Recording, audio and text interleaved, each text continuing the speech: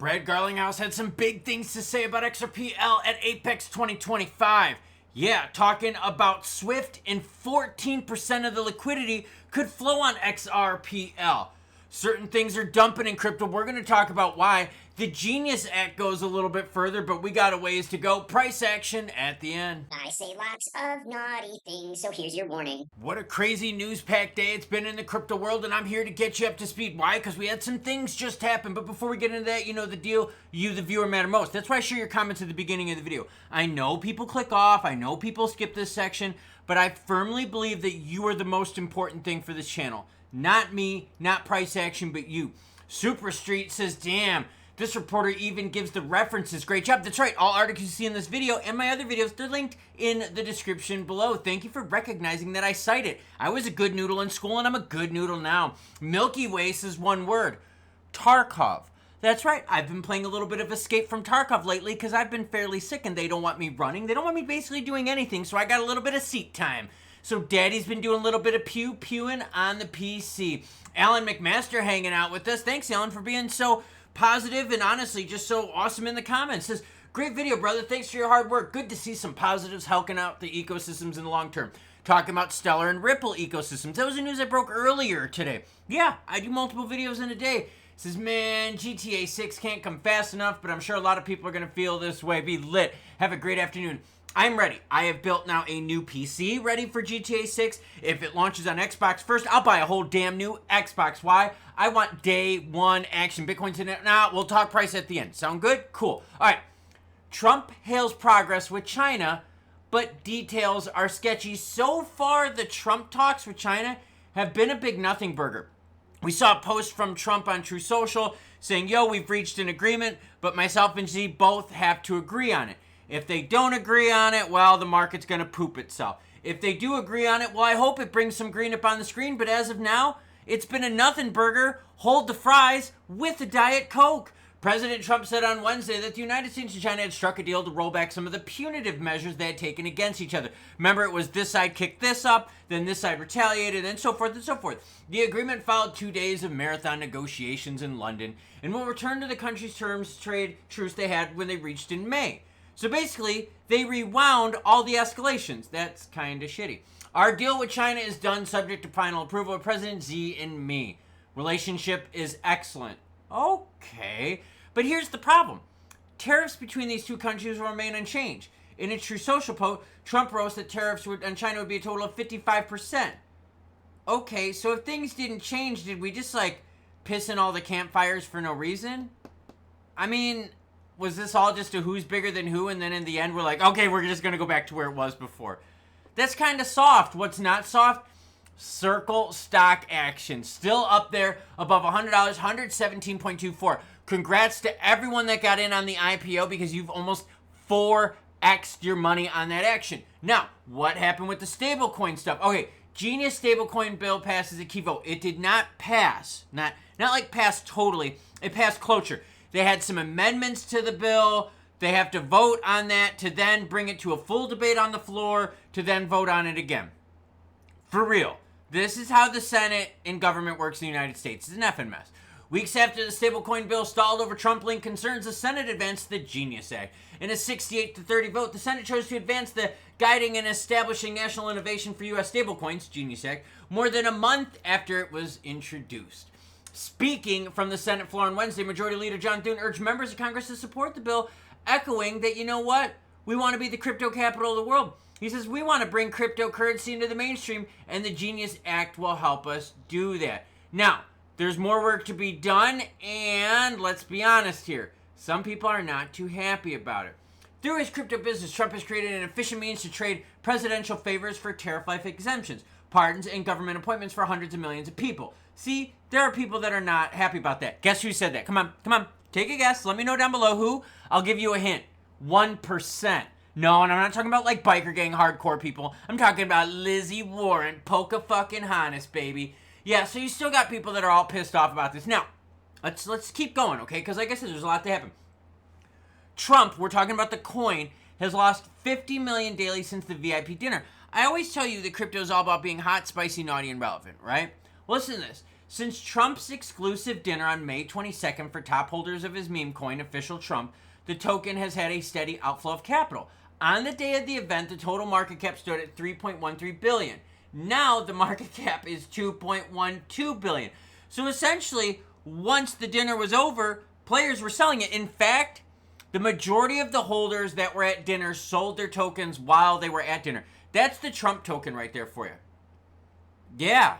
What do you think that looks like? Almost like every other freaking chart in crypto, right? Pumperoni, dumperoni. Okay.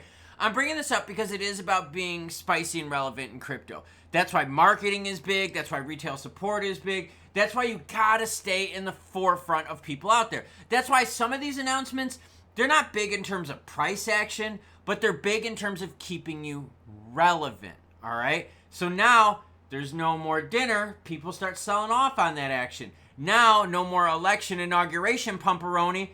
They sell off on that action. The highest that Trump token reached was inauguration day.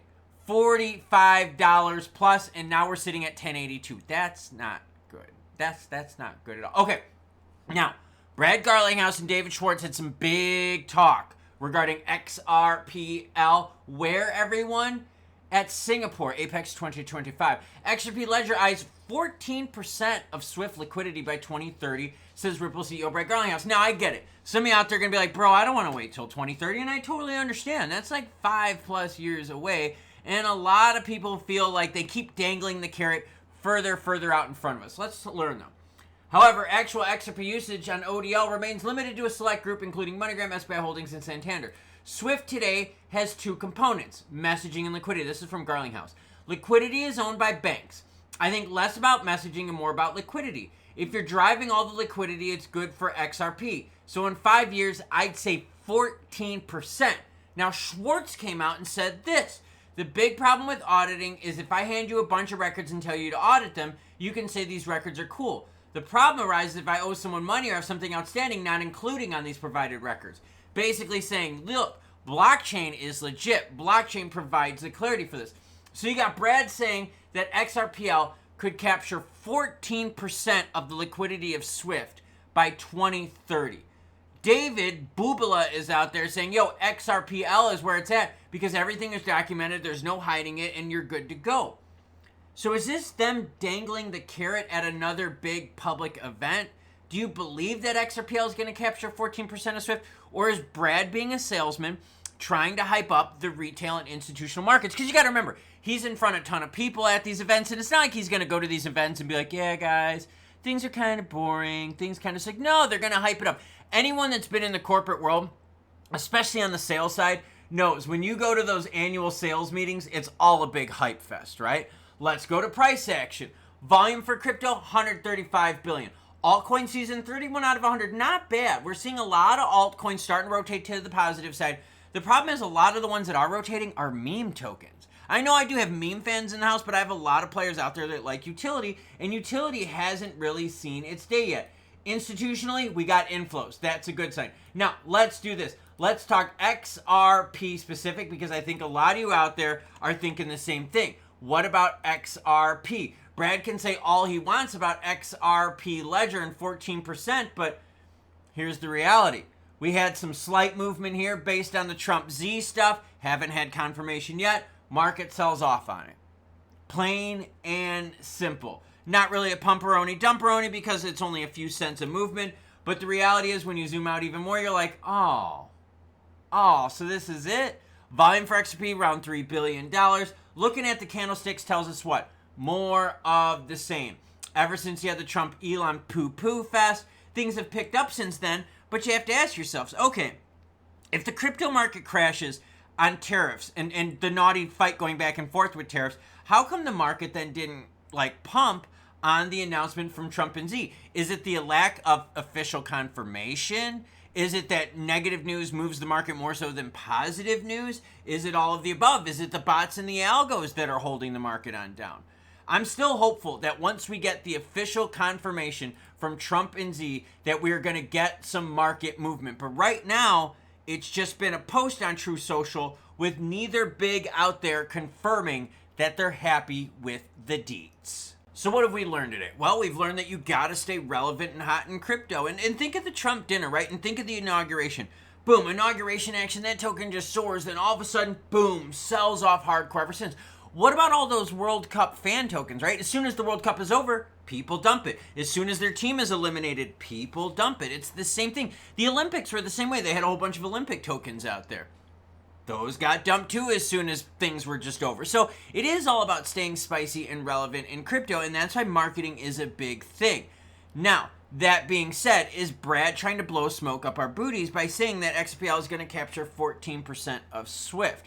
He's probably going to try to oversell it. Why? Because he's in front of a bunch of people, in front of a bunch of reporters out there, and he wants to make sure that the good news is spread. Now, that being said, I think we can all agree that the markets react more to the negative news than they do the positive. Trump and Elon can have a little spat between each other, and all of a sudden the market takes a poop. Trump and Elon can make up, and the market's like, okay, we don't care. United States tariff action with China, that all of a sudden sends the market heavily down. All of a sudden we get word that, hey, we may have reached a deal, and the market's like, okay, we don't care. We definitely see the market reacting more to the heavier side of the news, right? The negative side of the news. So what's holding it back? Is it the regs? I mean, look, I'm going to be honest with you. It's going to take some time for these regs to get through Congress. The ones in the House are having some problems themselves because there's a lot of Democrats that aren't happy with it. Now, on the Senate side of things with stablecoins, that's our best bet of getting regs through first, is the stablecoin bill. But, as I shared with you earlier, Bank of America is like, look, screw everyone out there. We're going to launch our own stablecoin. And think of how many players are launching their own stable. So right now, stable seems where the juice is at. Also, just saying, Escape from Tarkov, been playing it a lot lately because I've got seat time, so that's where my juice is at, and my juice in the cup. It's water, it's not juice, just chill out, okay? But for real, I think a lot of us are getting frustrated.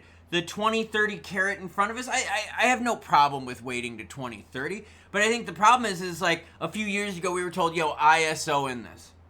And then we were told this, and then we were told that, and before you know it, man, it just seems like those goalposts are just kind of moving further and further out. And now Brad, a video I did about a week ago, Brad said, you know, 10 to 20 years we're going to look back and this is going to be huge.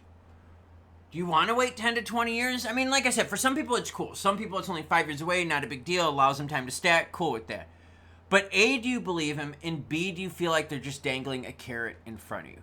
I want to know what your thoughts are. Why? Well, because you, the viewer, matter most. And because the viewer matters most, how do we end our videos? And seriously, if you're watching to the end, you're an absolute legend. We end our videos like this. Choo choo what? Oh, look at the sign. That's right, I spent money on the sign. Why? Choo choo bitches.